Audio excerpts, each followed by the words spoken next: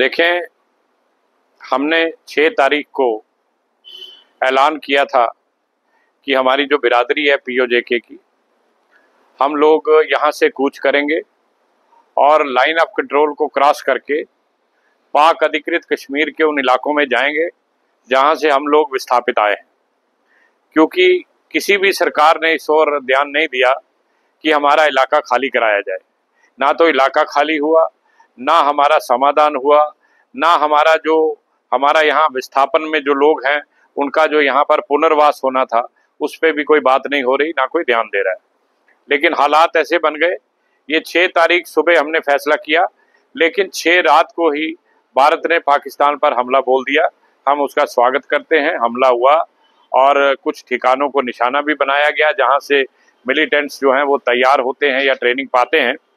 तो हमें इस बात की खुशी हुई कि अब भारत जो है वो टूट के पड़ गया है और अब जब तक इलाका हमारा वापस नहीं ले लेता तब तक ये युद्ध रुकने वाला नहीं है।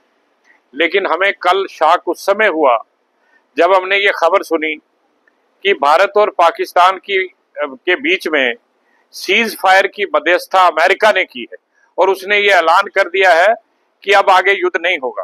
क्यों नहीं होगा भाई? हम लोगों का क्या करोगे? हमारे साथ जो वायदा था, आप तो छाती पीट पीट कर पार्लियामेंट के अंदर ये बोलते थे कि हम अपनी जान दे देंगे पीओके के लिए, लेकिन जान देने की बात तो छोड़ो, आप तो लेट गए।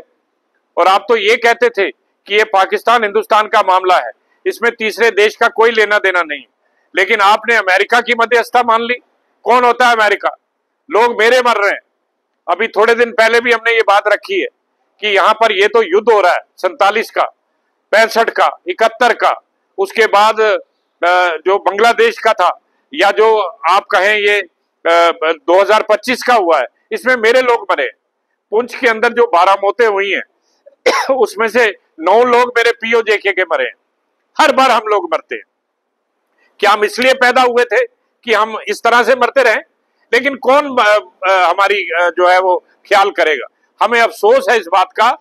हम बिल्कुल नहीं मानते, नहीं होना चाहिए था सीज फायर, ये बिल्कुल गलत किया गया। और मैं समझता हूं कि ये हमारा संकल्प था, खाली मेरा संकल्प नहीं था, भारत की हर सरकार का संकल्प था कि पीओजेके हमारा अभिन्न अंग है, हम इसको खाली कराएंगे। आज उस पर बहुत बड़ा इन्होंने कुठाराघात किया है, गद्दारी की है। मौका था, आज हिंदू, सिख, मुस्लिम, ईसाई सारे लोग भारत सरकार के साथ खड़े होकर पाकिस्तान को नेस्ते नबूद करने के लिए कह रहे थे। लेकिन आपने अचानक एक कौन सा फैसला ले लिया? पीओके तो अभी भी वहां पे है। और दूसरा जो दुख की बात है, जो टेरर इकोसिस्टम को हमने खत्म करना था। ये ठीक है कि कुछ अड्डे आपने मिलिटेंट्स के खत्म किए, लेकिन जो इकोसिस्टम है उनका, जहां से ये पैदा होकर, दुख किस बात का है, पीओके में ट्रेनिंग कैंप्स चलते हैं, पीओके में लॉन्चिंग पैड्स हैं, वहां से ये लोग तैयार होकर ट्रेनिंग पाकर यहां हमारे निर्दोष लोगों का खून बहाते।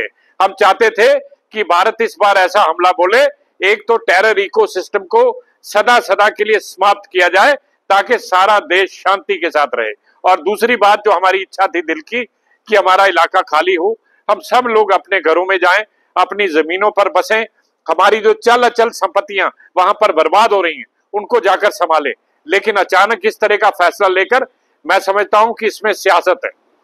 इसमें आने वाले चुनावों को देखते हुए एक फैसला किया गया है, लेकिन लानत है ऐसे फैसले को। आपने देश के उन लोगों के ख्याल को आगे नहीं रखा, आपने अपने आने वाले चुनाव में हार जीत को आगे रखा। हमें शर्म आती है ऐसे फैसले पर। इसलिए आने वाले समय में ये ठीक है कि हम आज का प्रोग्राम जो है वो भारत और पाकिस्तान के हमले की वजह से स्थगित कर चुके थे।